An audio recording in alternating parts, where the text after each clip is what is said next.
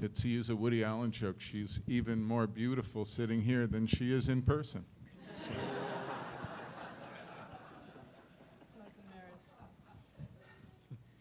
are you? Very well, very pleased to meet you. Hello, I'm Amy Taubin. Hello, Amy. I've met you before. Yes. All right, ready for a question. The movie has an incredible tone that's sustained by all the actors and which is very delicately balanced and never falls into camp. And I wondered how Jim communicated that to you, or how you all came about sustaining that. Well, the first thing I want to say is few, because we did wonder, did we not? I think we all just threw ourselves off the precipice, as usual, and kept, Jim is our baseline. There he is all the time, reassuring us that this is how it has to be. And we just, as reasonable and intelligent people, trusted him.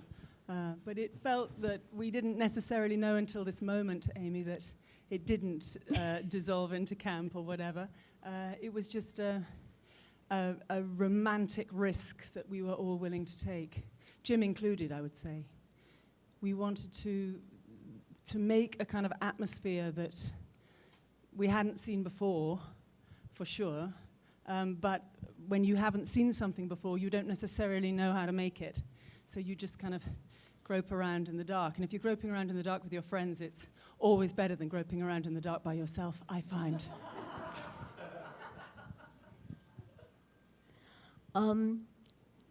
Did you play music on the set?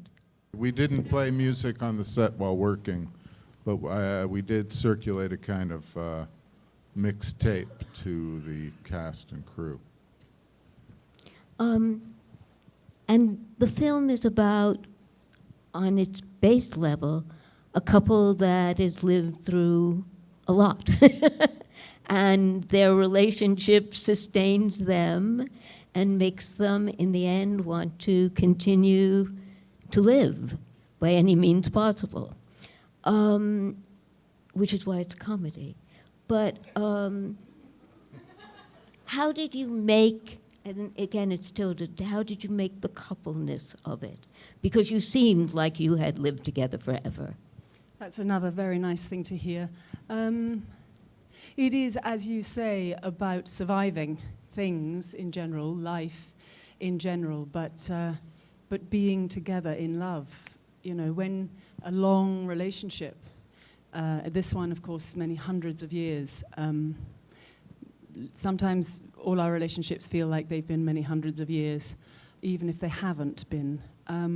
Just rebooting one's connection, rebooting the reasons to not get out a gun or get really depressed and sit in your underpants all day and do nothing else. Just that feeling of being there in support. That was something that Jim and Tom and I talked about for a long time before we started shooting. And we were all so clear that what we wanted was a couple who really felt familiar. Familiar in the way that you do long after you've first been fancying each other and, you just end up in bed for a long time. People who have really, really talked constantly about everything. She says at one point, you love telling me stuff about all the fancy people you used to know. That's one of those things she's learned to put up with and love as well. We talked about all of that. We talked about the texture of a really, really long friendship.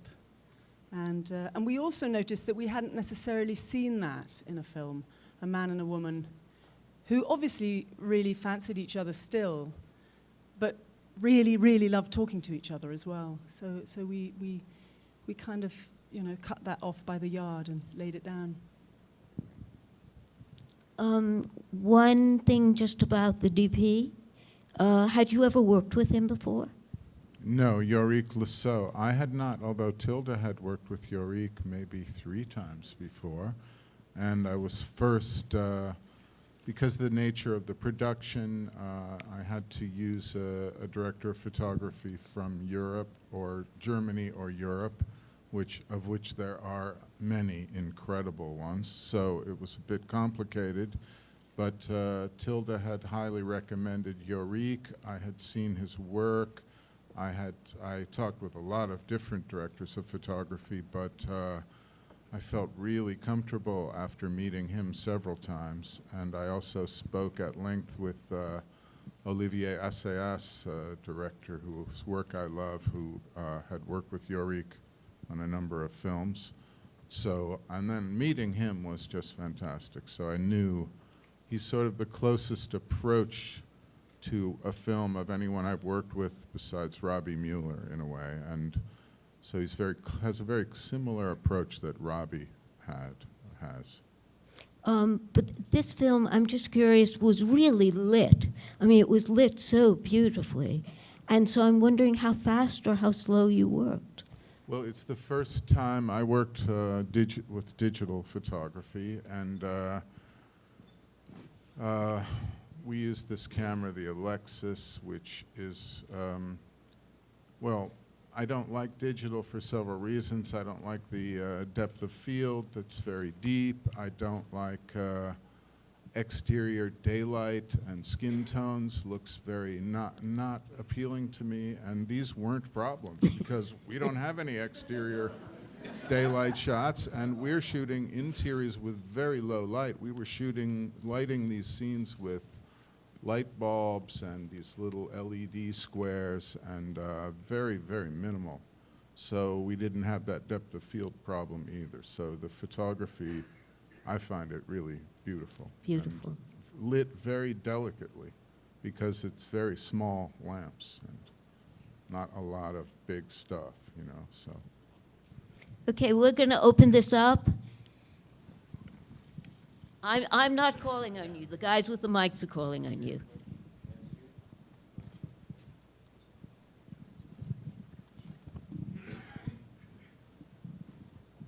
Hello, Mr. Jarmusch. What was so interesting for you as a cinematographer in this vampire subject, vampire stuff? Why this was so interesting for you as a cinematographer? And for Miss Swinton, it is not your first movie with Jarmusch, so what's the biggest challenge in working with this director for you as an actress? Okay, thank you. I'm not so sure I understand the question, the first part of the question, but for Tilda, what is so interesting for her working with Jim, because she's worked with him before? I think the question was, what was the biggest challenge? I'm sorry. I was hoping Jim was going to ask his half so I could try and think of a challenge. I can answer my half. Go on, you answer. I think you were asking why this subject of vampires. For me, it was obviously it's not a horror movie, as most vampire films are, although there are some beautiful ones that aren't explicitly horror films. But I think it's just the overview that it allowed, because they've been alive so long, to show a love story that spans that amount of time, and to have characters. After all, this is just a little character study, this film. We're just observing these characters that happen to be very strange and, to me, interesting. So to be able to see their perception of history over a long period of time was, I think, really attractive to me. And their own love story to span that amount of time is what drew me to it. So obviously, you know, I read something where the film, someone was saying, well, they're vampires, so they're not humans, and therefore there was something, I forget what the point was, but the thing is they're humans because vampires start as humans, you know? They're not zombies that return from the dead. Vampires don't return from the dead. well, I guess they can, if they never die, they return from a state of not being dead. I don't know what that means. But so in any case, they are not just metaphorically humans, they are humans that have been transformed. So they're still humans, and so that was interesting too. All spoken as scientific fact here. It's like a zoological lecture. It's a zoological film. Yeah, but it's also mythological. So, which is another thing, just in case someone asks. Mythology in vampire films is a cumulative thing. For example, having fangs, I think, only appeared in a Mexican vampire film in the 1950s or something. It's very recent. Nosferatu, I don't recall having fangs. But all of these things get added in, like garlic, or you must be invited over the threshold, or the cross, or the holy water. All these things get added in arbitrarily by certain authors who choose this form. So we wanted to add something in there, so we added in these leather gloves that they wear when they're outside of their habitat. Why? Because we wanted to have something that was ours that we invented, and we thought it looked really cool. So that was our very important criteria. Thank you for a very sophisticated vampire film.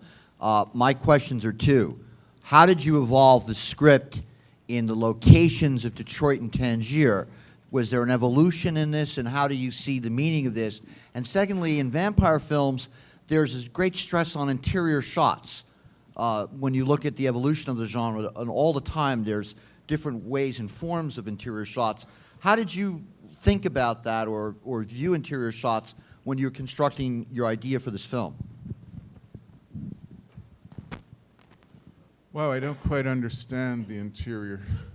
Could you just say the second part again about interior shots? Well, very much when you look at how the different, you look at the films in the 60s where there'll be a focus in on the action in a horror film in a confined area, particularly in a vampire film. And then they tend to evolve like that when you see how they're shot today in different ways, like True Blood, for example. And that's what I meant. The focusing on the action when you're sort of inside the horror, you're trying to depict the horror inside of the vampire. And then this is very different, a very subtle, sophisticated way that you did this film. I was very impressed with it. That's what I meant. Thank you. The locations of Detroit and Tangier were they evolved when I did this version of the film several years ago. This script, previous script was set in Rome and Detroit, but Tangier is one of my favorite places on the planet. So I just wanted to shoot there, and also it seemed like a place that it would draw Eve to it. And I like it because it's separated from European culture in a way. It's not a Christian culture. It's not even an alcohol culture. So it's a hashish culture. So there's a very different feeling there. And Detroit is a city I also really deeply love. I'm from the Midwest. I'm from Ohio, but Detroit was always, wow, when I was a child, it was almost mythological, Detroit, as being this Paris of the Midwest, and very different, like Cleveland always felt culturally secondary to Detroit. So, and now what's happened with Detroit is very tragic and sad and very unusual, maybe not so unusual, I don't know.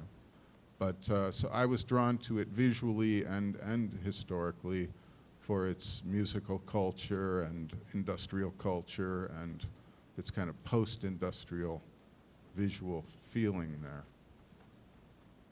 Oh, and as far as the interior stuff, I think maybe when vampire films are really in the genre of horror films, that kind of enclosed claustrophobia is very helpful for that aspect, for being scary, but feeling uneasy, vampires sleeping in a confined coffin, not being able to be touched by sunlight, becomes a very claustrophobic and maybe important element when the focus of the film is fear and a horror film, which this is not. This is a film of, in a way, openness, openness to ideas, to culture, to surroundings, to observe, to one's own consciousness. So I think maybe not so consciously on our part, but the film stylistically then reflects that rather than a claustrophobic kind of horror film.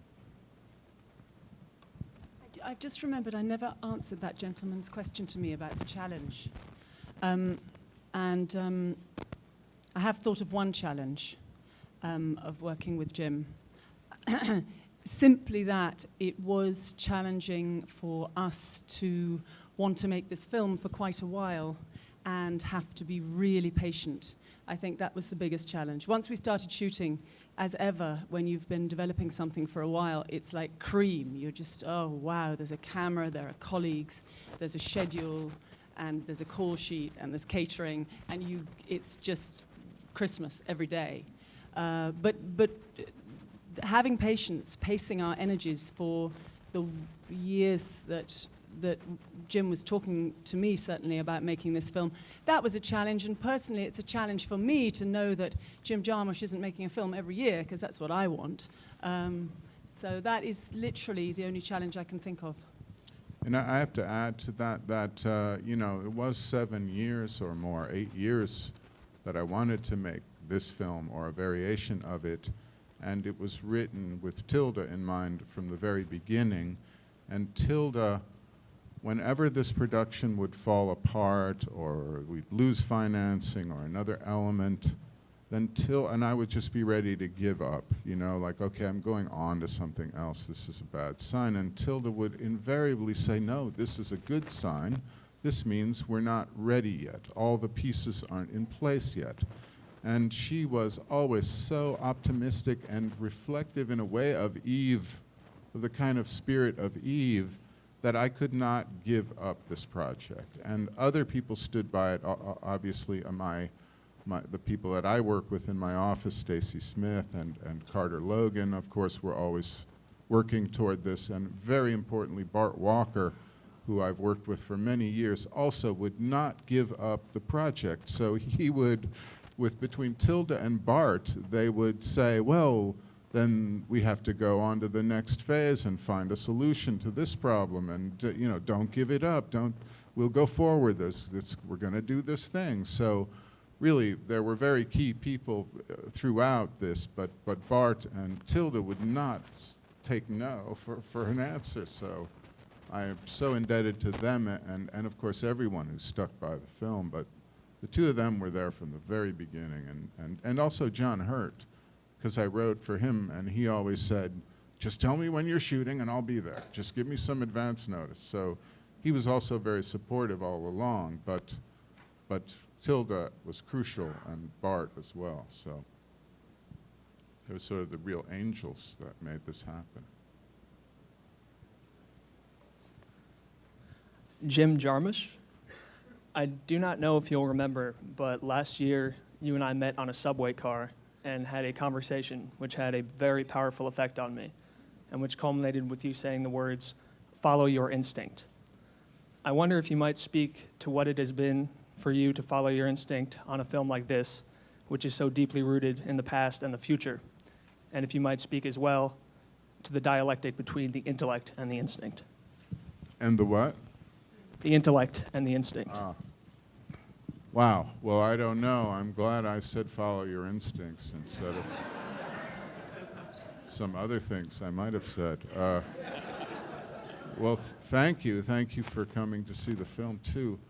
I don't know, you know, intellect is very valuable and interesting, and instinct is something more I pay more attention to, because I think you can overanalyze things, and sometimes I think when I read a lot about filmmakers and directors and writer-directors throughout film history that I really love, and this is a weak generalization, sometimes I think, well, they're not the most highly intellectual people, like maybe writers are, or maybe other people that use other forms. I don't know if that's true or not, but I really think instinct and using your intuition is extremely important. And while filming, you are, in my case, we are gathering material that then will be made into a film in the editing room. It is not a,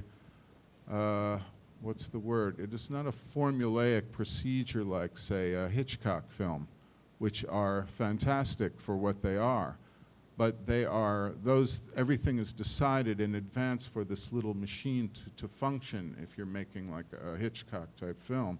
And we're making a kind of thing where the shape of the machine may not be completely visible until the end, until it's cut. So you have to use your intuition throughout while editing. You have to let the film tell you. I don't mean you have to, that sounds terrible. I don't like telling anyone else what to do, but in my case, I feel like I have to listen to the film and let it tell me what it wants. And often sometimes it mumbles and it's not very distinct, and it's not telling you yet, you know? And in the editing, I had so many outtakes from this film that I love so much that I have like a 30-minute outtake reel of beautiful scenes, and I kept removing certain scenes that I deeply loved and I didn't even want to, and Afonso, our editor, who's fantastic, he would also agree, like, oh, let's not take that scene out, let's not take that scene out, and then we'd decide, all right, well, we have to take it out and see what the film says and then put it back. And we'd take it out and the film would be so much happier, you know? It's like, I don't want that scene, I don't need that scene. So we'd leave it out much to our own dismay. So I really think it's the instinct that is listening to the film that you're making and letting it be what it is. And oddly enough, that's in a way the theme of love in the film too in itself, is that Adam and Eve allow each other to be who they are. You know, she's not trying to change him even when he's whining about things, you know. She accepts who he is, and she loves him for that. And he also loves her for who she is. And I think that's maybe the key to love stories. But I'm not sure. But. We have time for 2 more questions. 3 more, because we're superstitious.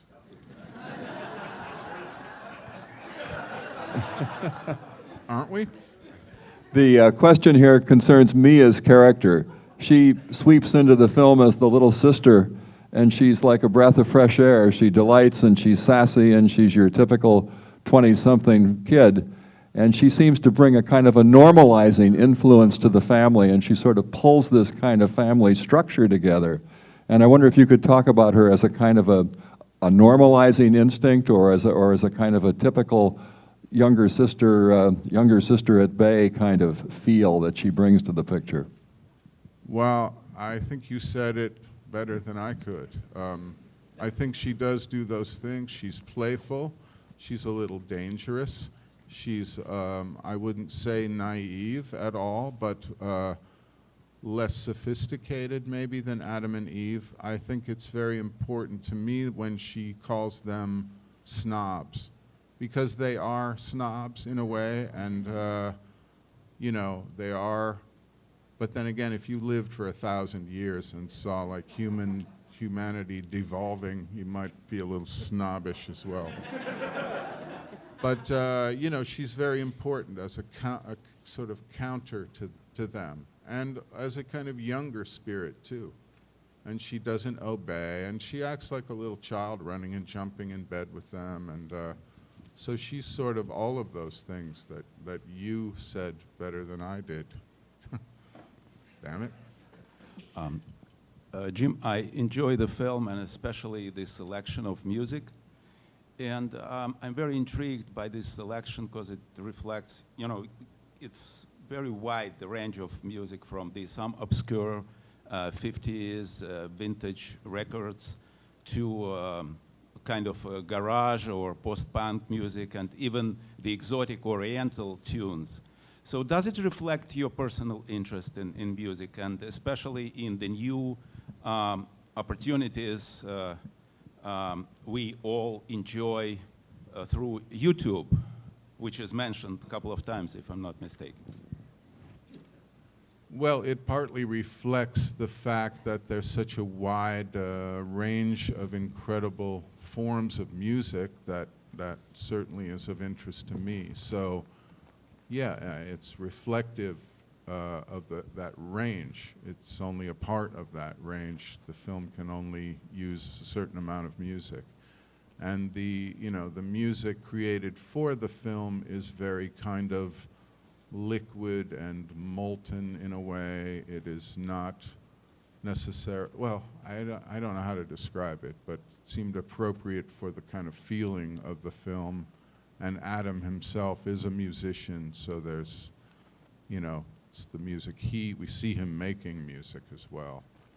But I'm always shocked by the limited range of musical styles used in cinema, especially American films, especially commercial Hollywood films. Seems like they just buy the music by the yard, and it seems like they use the same 5 scores over and over and over again.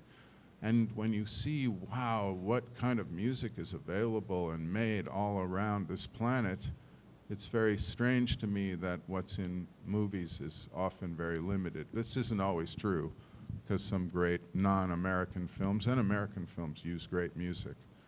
But still, it seems like not as wide a range being used as could maybe make films stronger somehow. I think I was just remembering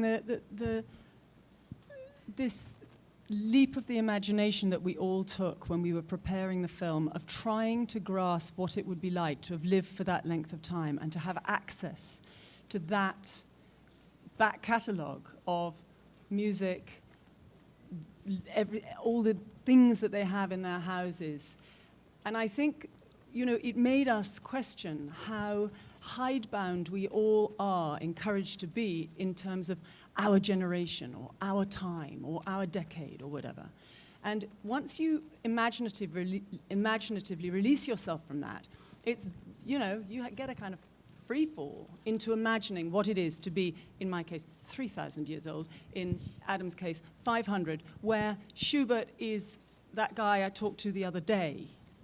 That whole feeling of span, it's a heady feeling, but once you start to chew on that route and you get used to it, which is where we were at while we were shooting, it gives you this amazing feeling of being able to sample not only decades but centuries. And I think that generally speaking, we don't encourage ourselves to do that. But you know what? We can. And somebody who's really helping us do that is YouTube, of course. We can go back there thanks to YouTube, not only in terms of music, of course, but also in terms of lectures, and we can really forget that we're only living now, or we're only looking at what the latest color supplement told us was the in thing this week.